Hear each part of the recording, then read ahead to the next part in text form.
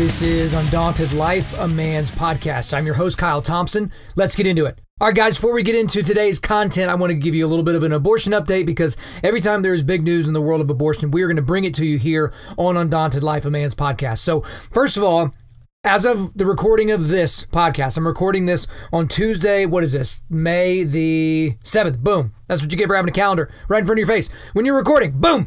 So on this date, it's a big date. I'm really excited. Might be why I'm a little flummoxed right now because Georgia Governor Brian Kemp actually signed into law the heartbeat bill in Georgia. And so I want to read a little something from you. This is by Caleb Park over at Fox News. It's an article entitled Georgia Governor Brian Kemp signs controversial heartbeat bill into law, because this will kind of give you all the information that you need, get you caught up to speed to everything that you need to understand why this is such a big deal. But then we'll kind of look at, where it's got holes here in a second. So I'm going to go ahead and read from the article here. Georgia Governor Brian Kemp signed the heartbeat bill into law Tuesday morning. Kemp kept his campaign promise in signing the bill, House Bill 481, technically called the, quote, Living Infants Fairness and Equality Act, unquote, which will prohibit abortions in the state after the heartbeat is detected as early as 6 weeks into a pregnancy. The law allows exceptions in the case of rape, incest, or if the life of the mother is in danger. Before the signing of the bill, State Representative Ed Setzler, pointed to science, law, and the simple fact that common sense says a beating heart is a sign of life, and those children should receive the full protection of the law.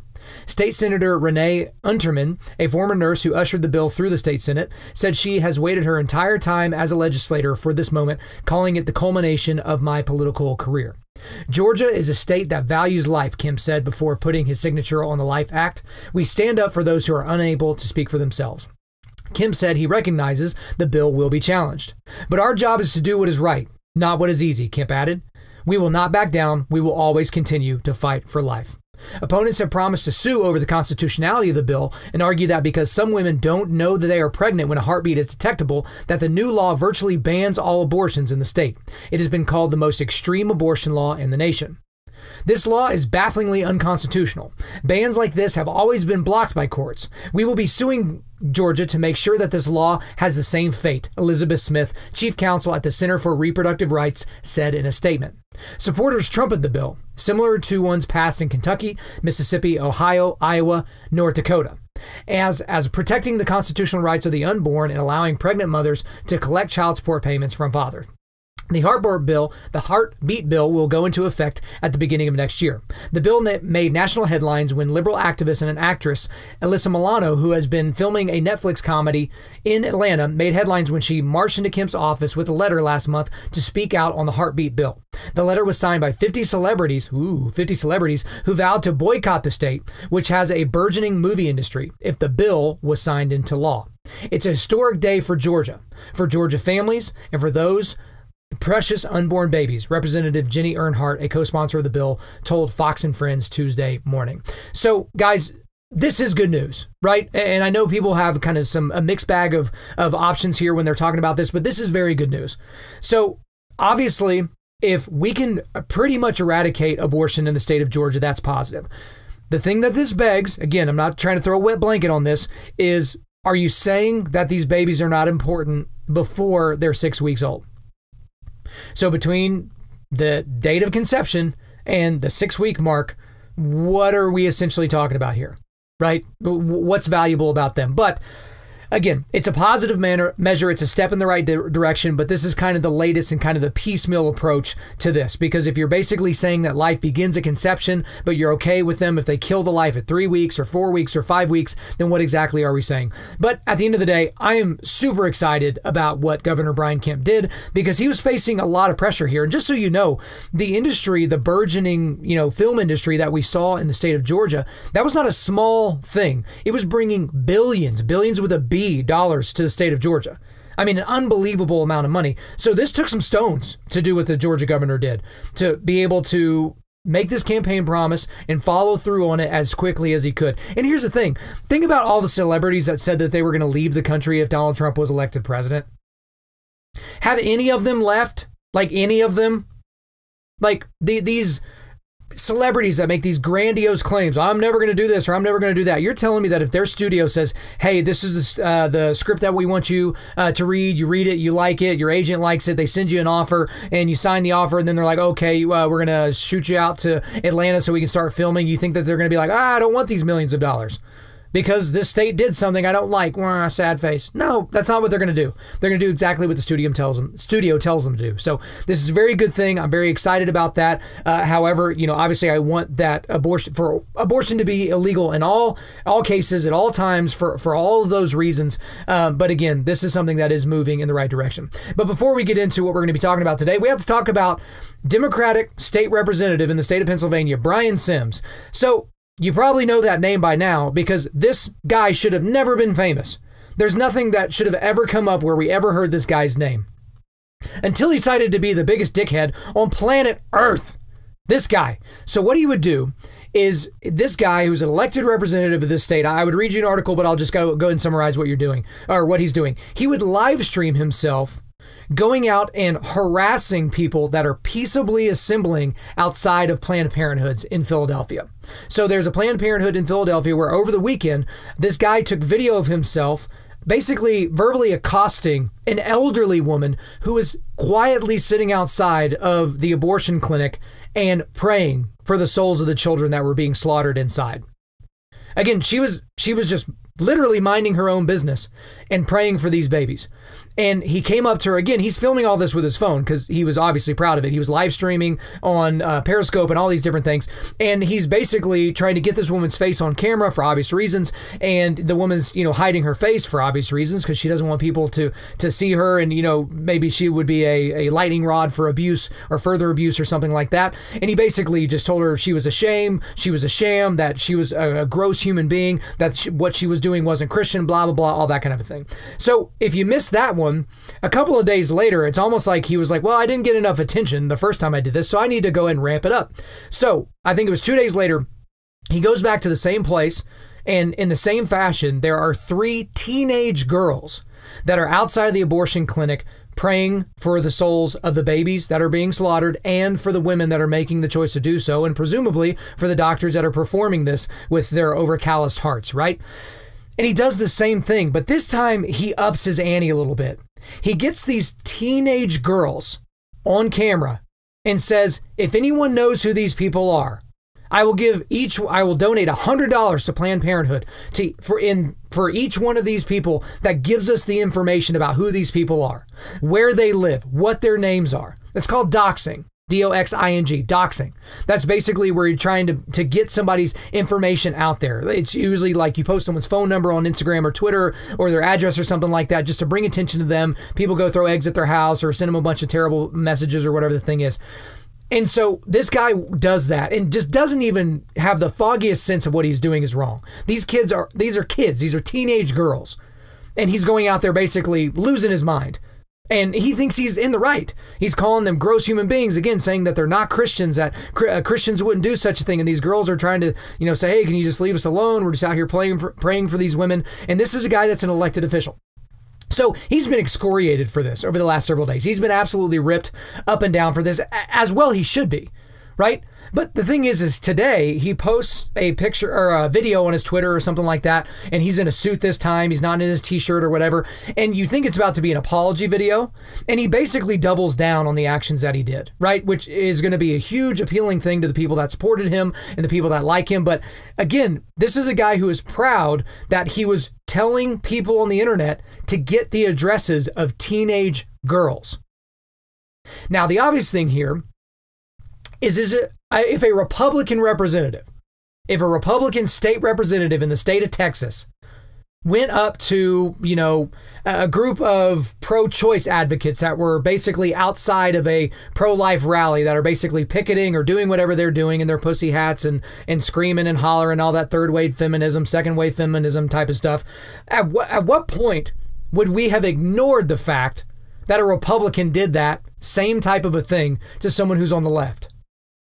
I mean, if you haven't heard about this story, it's because the media you're watching isn't covering it. But the thing about it is If this was on the other foot, if the shoe was on the other foot, if a Republican had done this, or someone that's on the right had done this to somebody on the left, or someone that has a leftist viewpoint, we'd be hearing about it for weeks. I mean, can you remember the Covington Catholic high school boys? Like, a kid smirked at this Native American guy. He smirked at him. And we heard about it, and we heard all these amazing, grandiose stories about how big of a deal that this was, that like a privileged white teenager was smirking in the face of a Native American man. Even though the overwhelming majority of the story that we heard in the first 24, 48 hours was complete hogwash, we still heard about it for weeks and weeks and weeks. We'll never hear about something like this because this is just going to go away. Because people think on the political left, or people that kind of lean that direction, or maybe the atheist left, or whatever you want to call it, that these things are just normal. We should call out Christians because they are awful. How dare these Christians, he makes fun of these people for being white, for all these different things. It's just like, oh, how dare these white people tell people what to do with their bodies? How dare they? And so this is a guy that's just kind of spewing this intersectional nonsense. And it's just kind of one of those things where this is kind of the world that we live in. So I do like, though, that there have been folks like Matt Walsh over the Daily Wire and Lila Rose over at Live Action. They are basically coordinating a peaceful assembly march that's going to be happening outside of this abortion clinic, I think at 11 o'clock in the morning this Friday in Philadelphia. And so basically this guy, he better show up. This Brian Sims guy, he better show up and talk to these people, because he's making all these big grandiose claims, and he's real tough in the face of an elderly woman and in the faces of teenage girls. But I wonder what happens when he has hundreds, if not thousands, of people that show up in his district to challenge him on what he's done and his actions. I think it'll be pretty amazing.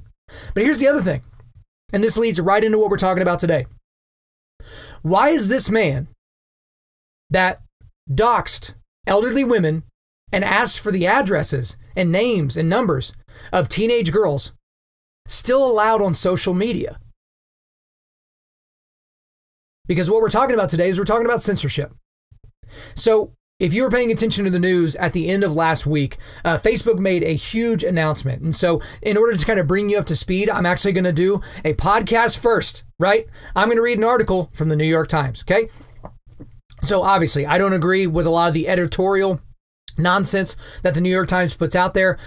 But for the most part, this article I feel like is pretty fair. I think it just describes things right down the center. There's a few things that's kind of like, probably shouldn't have said that. But it is what it is. I think this gives a good summary of what's happening. So I'm just going to go ahead and read through this for you guys so you can kind of get a sense of where we're at. So the link, I'll provide it to you here at the end of the podcast. But the name of the article is Facebook Bars Alex Jones, Louis Farrakhan, and others from its services. And this is by Mike Isaac and Kevin Roos. So here we go. This is an article from May 2nd. After years of wavering about how to handle the extreme voices populating its platform, Facebook on Thursday evicted 7 of its most controversial users, many of whom are conservatives, immediately inflaming the debate about the power and accountability of large tech companies. The social network said it has barred Alex Jones, the conspiracy theorist and founder of InfoWars, from its platform, along with a handful of other extremists. Louis Farrakhan, the outspoken black nationalist minister who has frequently been criticized for his anti-Semitic remarks, was also banned. The Silicon Valley company said these users were disallowed from using Facebook and Instagram under its policies against, quote, dangerous individuals and organizations, unquote. We've always banned individuals or organizations that promote or engage in violence or hate, regardless of ideology, a Facebook spokeswoman said in a statement. The process for evaluating potential violators is extensive, and it is what has led us to our decision to remove these accounts today. Facebook's move is one of the tech industry's broadest actions to punish high-profile extremists at a time when social media companies are under fire for allowing hateful content and misinformation to spread on their services. It is a politically delicate moment, as President Trump and others have accused the companies of censoring right-wing opinions and of having too much influence over free speech. Last week, Mr. Trump met with Twitter's chief executive, Jack Dorsey, after calling his company, quote, very discriminatory, unquote. With the bans, Facebook went further than it has in the past to deal with fear and hate-mongering on its services. The company previously preferred to focus on reducing the distribution of harmful content and removing individual posts that violate its rules, rather than banning users entirely. Last year, a Facebook official posting from the company's official Twitter account said that we, quote, just don't think banning pages for sharing conspiracy theories or false news is the right way to go, unquote. That piecemeal approach has been insufficient, and with new reports of lies and hate speech surfacing on Facebook almost daily, the company is also under pressure from regulators to clean up its platform. Last week, it said it was expecting the Federal Trade Commission to fine it up to $5 billion for privacy violations. The scrutiny has prompted Facebook to evaluate its direction. Mark Zuckerberg, the chief executive, last month said he was shifting the site away from being a public town square in favor of private communications. On Tuesday, he unveiled a redesign of Facebook's mobile app and desktop site to focus on more private group-based communications. Paul Barrett, deputy director of New York University's Stern Center for Business and Human Rights, said on Thursday that Facebook's action of banning extremists was long overdue. For too long, Facebook and other social media companies have claimed not to be arbiters of the truth that appears on their platforms, he said.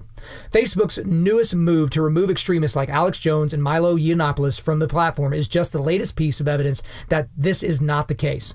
The social media companies not only have the right, but an ethical responsibility to remove disinformation and hate speech and those who spread it from their platforms. Many of the users barred by Facebook have previously been prohibited on other social media services. Mr. Yiannopoulos, a former Breitbart editor and far-right media personality, was banned from Twitter in 2016 after leading a harassment campaign against the actress Leslie Jones. Laura Loomer, a right-wing provocateur, was barred by Twitter earlier this year for making Islamophobic comments about Representative Ilhan Omar, Democrat of Minnesota. The others banned on Facebook on Thursday were Paul Joseph Watson, an InfoWars contributor, and Paul Nealon, a white nationalist who ran unsuccessfully for Congress in 2018. InfoWars was also booted. Mr. Watson said in a tweet that he was given no reason for his eviction by Facebook. "I broke none of their rules," he said. "In an authoritarian society controlled by a handful of Silicon Valley giants, all dissent must be purged." He also appealed to the president for help, complaining in a tweet that Facebook was, quote, "now just banning people for wrongthink," unquote, with, quote, "no pretense of enforcing rules," unquote. Other banned users scrambled to steer their followers to other platforms. Ms. Loomer pointed her Instagram followers to her channel on Telegram, a messaging app. Mr. Yiannopoulos told his Instagram followers to sign up for his email newsletter. An email to InfoWars was not returned. Mr. Farrakhan, Mr. Nealon, and Mr. Loomer could not be reached. At Facebook, the bans follow an internal discussion about its content policies, said two people with knowledge of the matter who were not authorized to speak publicly. For the past few months, the company has discussed the policies because they either focused on banning a single account, which was too narrow, or labeling someone as a purveyor of hate speech or someone who incited violence, which was overly broad and required removing all associated accounts and the content under review, including those of anyone else who was supporting the same views. The company has stressed in the past that it continuously reviews its content policies and the ways they work, or the ways they do not work, with the way people use Facebook. Facebook's policies team discussed how some accounts spread dangerous content stopped short of encouraging violence or being directly affiliated with hate groups. They also wanted to find a way to remove the accounts or pages of a, quote, dangerous individual, unquote, without blocking others from discussing what that person was saying, the people said. So in recent months, the social network updated its policies to navigate that middle ground, they said. Facebook then found instances of extremism by Mr. Jones and others that pushed the company to take action against them. For example, Mr. Jones last year hosted an InfoWars show featuring Gavin McInnes, a far-right political commentator whom Facebook has designated a hate figure. Mr. Yiannopoulos had also signaled praise for Mr. Gavin McInnes earlier this year. Social media companies have banned users affiliated with ISIS and other foreign extremist groups for years, but the fear of angering Republican lawmakers or provoking an unwanted censorship debate has made executives at these companies tread more carefully when it comes to domestic far-right extremists. "I'm sure they're going to make a slippery slope argument here," said Joan Donovan, the director of Harvard's Technology and Social Change Research Project, who studies online extremism. "But if it's this kind of removal of services is because these people are in fact using their accounts to violate terms of service or organize networked harassment, then it's not really about conservative speech or any form of speech." Many of the users barred by Facebook remain active on YouTube and other social platforms. Mr. Watson maintains an active channel on YouTube where he has 1.6 million subscribers. Mr. Jones, who was kicked off of YouTube last year, has made guest appearances on the channels of other popular users since the ban, including the podcast host Joe Rogan and Logan Paul, a YouTube creator with 19 million subscribers. A YouTube spokeswoman declined to comment. Tech companies cracked crackdowns do not just affect the reputations of these extremist figures, they also affect their earnings by cutting them off from large audiences who support them financially. Mr. Yiannopoulos, who was banned from Venmo and PayPal last year after using the services to harass a Jewish journalist, is reportedly in debt. And Mr. Jones, who claimed that earlier bans would strengthen him by calling attention to his cause, has seen traffic to his web properties fall sharply. On Wednesday, a day before his latest thwarting, Mr. Jones sent an email newsletter to his fans thanking them for their supporting the info war and advertising discounted dietary supplements and water filtration systems. The email pointed to an Instagram page that, as of Thursday morning, no longer exists. So guys, I know that was a little bit of a longer article, but I wanted to give you kind of the full summation of what we're looking at here with what we're going to be talking about today. We kind of need to look at that. So the thing about these stories, and the thing about what this news brought up, is it brought up a lot of questions. And so whether you were listening, because I heard a lot of people talking about this. I heard this talked about on Ben Shapiro's podcast and Matt Walsh's podcast, but also on Albert Mohler's podcast. And a lot of people are kind of weighing in on this. But I feel like a lot of the same questions kept coming up. So one of the questions was, how long until these people are banned completely from all social media, right? So you see, Alex Jones has probably been banned the most, right? There's very few places where he can exist right now. But a lot of these guys can still exist on YouTube, namely except for Alex Jones. But the thing about it is most of these attacks, or most of these bannings rather, they seem rather coordinated. So when Alex Jones was banned, he was banned by YouTube and Apple on iTunes, and all that was in the same day. And so it wasn't even like oddly convenient that all happened on the same day. It was obviously coordinated. And so how long until these people that were listed are going to be taken away from social media entirely, thus cutting them off from the entirety of the world? Because if you think about it right now, if you're not talking on cable news, you're talking on social media. But if people can't get to you on social media, they just can't get to you. Like, this is a new world that we live in. And another question that it asks, or that it really begs here, is what are the rules? Because that's the thing that I've seen, is I kept seeing that these people were violating the rules, right? Well, there's even a quote here from the Facebook executive. It was this: "The process for evaluating potential violators is extensive, and it is what led us to our decision to remove these accounts today. However, there are no examples given at any point of the exact things that these people were banned for." So if you're being reasonable, right? Let's say maybe you're a little bit of a provocateur, to use the New York Times' word. Let's say you're that type of a person. But let's say you want to toe the line, right? Or you just want to get really close to the line. You want to push the boundaries, but you never want to go over the edge because you don't want to, basically ruin your reputation and ruin your career. Well, you don't really know where the line is right now. Now, let's assume that that's a line that stays stagnant, which we can obviously assume that it would never stay stagnant. And it's always going to keep moving. It's just like the goalpost in an argument with a dumb person. It's like they're just going to keep moving the goalposts to a new place where they feel like they can beat you, right? But at the same time, you're looking at something like what we're seeing here, and we don't know the rules of the game. But we do know that even if we look at culture has shifted so much, so quickly. Right, I was listening to a podcast today with Apologia Church, and they were basically talking about seminary schools that are getting even farther to the left on very, very core theological issues, namely with intersectionality and social justice and basically wokeness, right? But these people were saying even 5 years ago, even 2 years ago, we weren't hearing any of the people that were running these schools saying anything that even resembled things like this. Where's the shift came? Because there's been no new revelation in Scripture. Right? No new revelations whatsoever. So again, what are the rules? So if I want to be a rule follower, how do I follow the rules? We don't really know that. And I guess another question that it begs is, what is hate? I mean, that is one of the most, I guess, infuriating things to hear from someone that you're debating with or trying to have a cordial conversation with. It's just, oh, well, you just hate blank. Like whatever you're talking about. So I've talked about this before on the podcast. Obviously, if you're anti-abortion, oh, well, you just hate women. Right? If you think that we should maybe know who is immigrating into our country, oh, it's you just hate people that aren't white, right? It's just these things that they just say you hate something. If you want everyone to kind of like pause for a second to say, hey, maybe we should discuss this further. Oh, it's you just hate people, right? If you think that is immoral for two gay people to get married, that is a very unpopular thing in modern America to talk about, or really the modern West, but it's you hate gay people all of a sudden.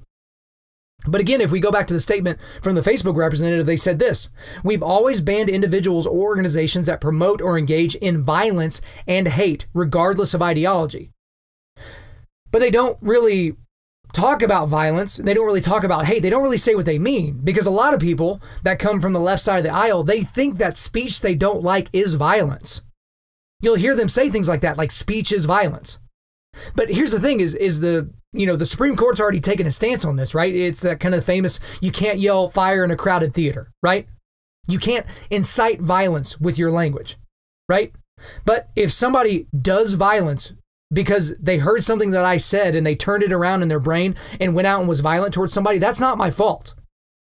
So if I'm sitting here talking, you obviously know how I feel about abortion, and somebody listens to my podcast and then they go out and physically harm a woman that's had an abortion or an abortion doctor, that's not my fault.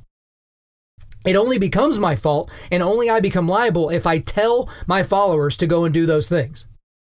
If I actively incite violence, that is not protected under the First Amendment. But you can say whatever you want to say about people. But the moment you say, hey, I need all of you to go over there and light that house on fire, here's the address, then I've incited violence. But these people are claiming that these are, individuals or organizations that promote and engage in violence and hate, but they've done a really piss poor job of defining what that means.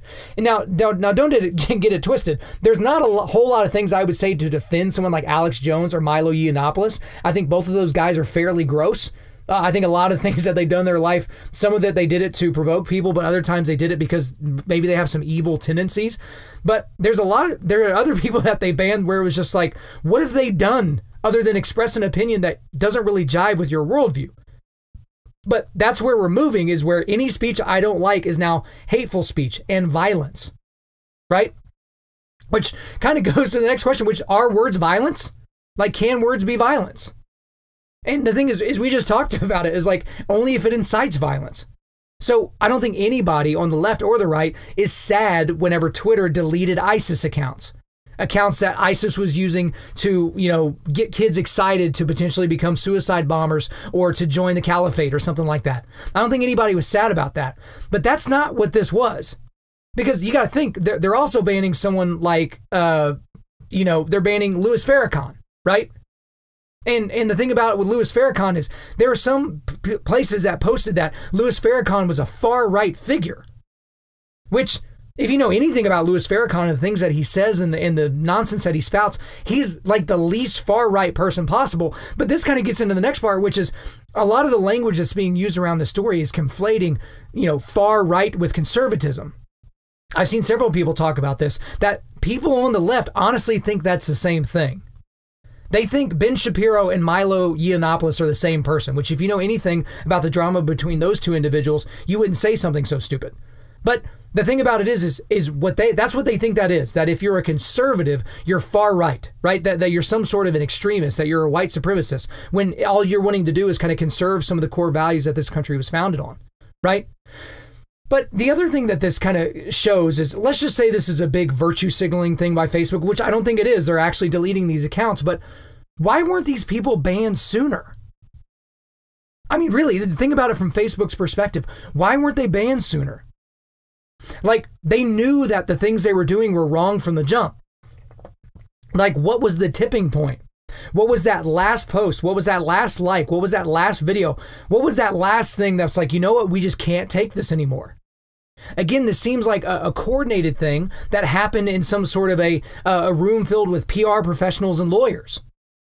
It was a coordinated thing, and they just kind of throw Louis Farrakhan in there because, he's an anti-Semite. He calls Jews termites. So, we might as well get him off the platform as well, right? But the thing that's really interesting about that is some of these people were banned because they were connected to or attached to in some way other people. So it talked about Gavin McInnes a couple of times. So I'll go back into the article here so you can know what I'm talking about. I'll take a little quote out of it from here. So it says this: Facebook then found instances of extremism by Mr. Jones, Alex Jones, and others that pushed the company to take action against them. For example, Mr. Jones last year hosted an InfoWars show featuring Gavin McInnes, a far-right political commentator whom Facebook had designated as a hate figure. Mr. Yiannopoulos had also signaled praise for Mr. McInnes earlier this year. So, one of their big arguments for getting rid of Alex Jones and Milo Yiannopoulos is the fact that they had mentioned or interacted with or heaped praise on Gavin McInnes, a person that they designated as a hate figure. Again, they've given us no definitions of what a hate figure is, and they've given us no examples about why Gavin McInnes is one of those. And to be honest with you guys, I don't know a lot about Gavin McInnes, right? I don't know a lot about. That's not the point I'm trying to make here. The point is they're getting rid of Alex Jones and Milo Yiannopoulos because he's attached to Gavin McInnes. So this is where we get into the point here. What about Louis Farrakhan? You can find pictures right now of him with Barack Obama, with Bill Clinton, with celebrities like Snoop Dogg. You can find people that are coming to his defense on social media, people with blue check marks and got lots of followers. So do we ban those people? Because again, if we're following what y'all are saying, we have to ban those people. I forget who pointed it out, but guess what? Alex Jones was on Joe Rogan's podcast not that long ago. Do we ban Joe Rogan? Because Joe Rogan calls Alex Jones his friend. Joe Rogan's also had Milo Yiannopoulos on his show, right? Now, again, Joe Rogan will be the first one to tell you that just because someone's on his show, that doesn't mean he agrees with everything that person says. He had Candace Owens on his show last year, and he was basically laughing at her at different points because of some of the things that Candace Owens was saying. So he clearly doesn't just bring people on that he agrees with. But do we get rid of him? Basically the biggest podcast show on the planet because he had Alex Jones on? You see, when there's no definitions, there's no consistency, right? But the big question that this begs, and this is kind of a larger governmental question, is are social media companies platforms or publishers? And so if you haven't heard really about this, the difference between a platform and a publisher is a platform is basically that space. I think how they described it in the New York Times article is like a town square that people can kind of come to. Like it's not the town square's fault if someone brings a gun and shoots someone in the head. That's not the town square's fault. So you hear a lot of people talk about this like with phone lines. So think of a phone line, right? Like a landline, like what we used to have back in like the 90s. A landline is a platform. So I can call and talk to my buddy. I can call and order a pizza, or I can call and order a terrorist attack, right? Now, it is not AT&T's fault if I call someone on the phone and incite them towards violence or tell them, yeah, we got the address, this is the building, we're going to go blow up now. That's not AT&T's fault. They are providing a service. They are providing a platform. But the difference is if you are a publisher, you can actually be liable for the actions of what go on, what the goings on of what you're doing at that point. So again, if you're a publisher, like maybe like Fox News or the New York Times or something like that, if you print something that is libelous or slander against somebody, they can come after you. And so the thing about it that's really interesting is Facebook and the other social media companies, they are begging the United States government. This is so weird. They are begging the United States government to regulate them. Please, please, please come in and regulate us, right? Y'all just take over because they don't want to be held responsible. Because the thing about it is they're pretending to be a platform while acting like a publisher. They're, getting rid of accounts that they don't like that tend to be people that are on the conservative side. You've heard a lot about maybe shadow banning. So these are people whose pages like this last came up with the Unplanned movie, right? I remember y'all talking, I talked to you guys about that on the Unplanned movie, that people would go and follow the page and then they would come back to it later and they would see that they weren't following that page anymore. So Twitter, they said it was a bug in the page, right? Which I'm sure conveniently there was a bug on that one page for a movie that went against abortion. But basically they just said it was a bug. But what was actually happening is there was a concerted effort by Twitter to really limit the overall impact of a movie that didn't kind of agree with their worldview, right? So that's something that was really interesting. And then there are other political figures that saw, especially during the 2016 election cycle, people that were on the right, they saw all of their social media following go down. They saw all of their page views and their interactions and their likes, and they saw all those things go down. But that didn't happen to people that were on the political left, news or figures that are on the political left. So the thing about it is, again, these companies, they want to kind of control thought. They want everyone to kind of think the way that they do. But again, if they act like a publisher while pretending to be a platform, then they can get pounded. But there's almost 3 billion users of just Facebook. And there's hundreds of millions of users of, Instagram and Twitter and all those other different sites. And YouTube literally has probably trillions of views of videos now. They're too far down the rabbit hole. They can't just be platforms anymore, right? And at this point, they can't just pretend that they're just going to be a publisher all of a sudden. It's like they can't change that much. But again, for us as thinking Christians, I want to kind of bring this all back. This might seem a little bit political or a little bit, commentary, which to a certain degree it is. But I think there's some big things that us as thinking male Christians, as men of God, that we need to wrestle with here. And these are kind of, I guess, the big questions. There were two big questions that kept coming up to mind as I've been thinking about this since last Thursday. And the first is, when will they come for Christians? When will they come for us? Because like I said, if you were to go out and say, I think that it's wrong for a man to marry another man, regardless of the legality of it, right? I mean, we know what the Supreme Court did. We know about all those different things. But if you just say, I think it is immoral because of my worldview as a Christian, I think it is immoral for a man to be in a relationship with another man, or a woman to be in a relationship with another woman. At what point is that going to be labeled as hate? And not just labeled as hate, but you will then be labeled as a hateful figure in the public, one that is worthy of being banned. It's something to think about. Because how much of what we believe in Scripture is heterodox with modern society? I mean, it doesn't really jive with most people. And this kind of leads to the last part here, which is, what will you do when they do come for you? What will you do? How will you react? How will you respond? Because that's the thing, guys, is in a lot of situations, maybe you've talked about basically situational awareness or being left of bang. A lot of how people respond in situations of crisis, active shooter situations, flash flood, whatever situation you can come up with. It's the fact that they've prepared for it in their brains already. So they're having to react to the situation, but they're not frazzled or as frazzled as the people around them that aren't prepared. They're not going to be frozen. They're not going to be paralyzed by what's happening. They're going to spring into action.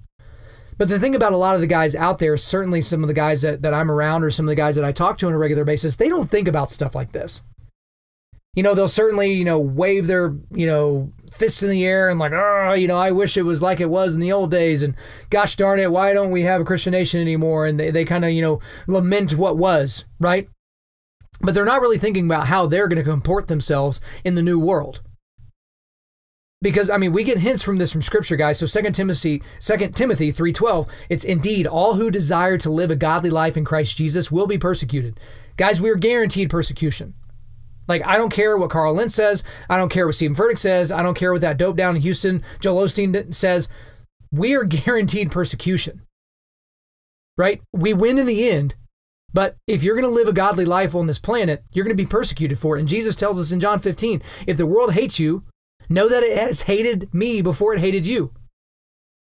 In one sentence, it mentions hate 3 times. The world's going to hate us.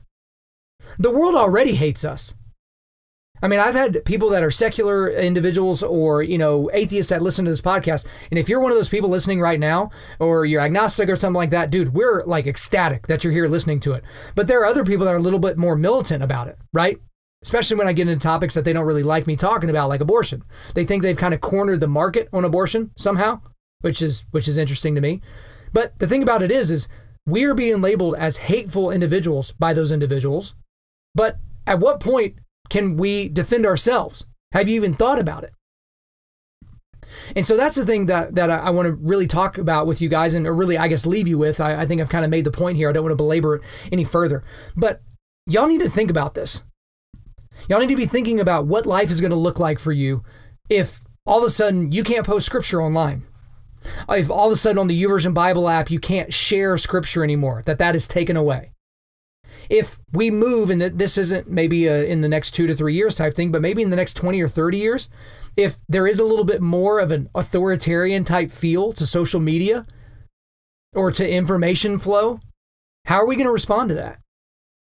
Because right now it's easy. Every now and then you'll post a Scripture online and someone will kind of put, the eye rolling emoji or something like that. And that's what you think persecution is. And for some of you, it probably is. It probably affects you in a way that maybe it shouldn't. But those are the things that we have to contend with right now. But that's the thing is I want all of us to be thinking about is what is that going to look like for us as we operate in the future? For those of you that have young families, or for those of you that don't have families yet, you're going to be preparing that next generation to be able to take on these types of issues. And I really hope you have the stones to get in there and get in the fight, but also be able to inform people in a very dutiful and helpful way in ways that they can actually overcome that.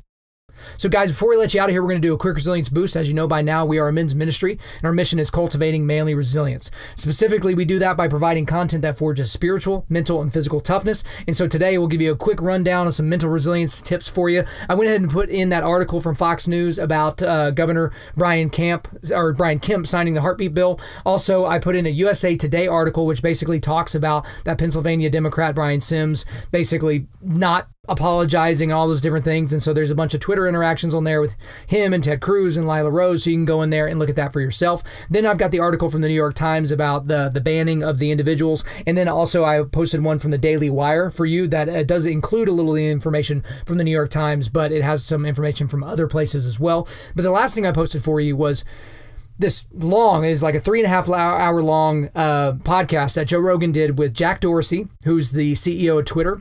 And I can't really remember how to pronounce her name, but it's Vijaya Gad.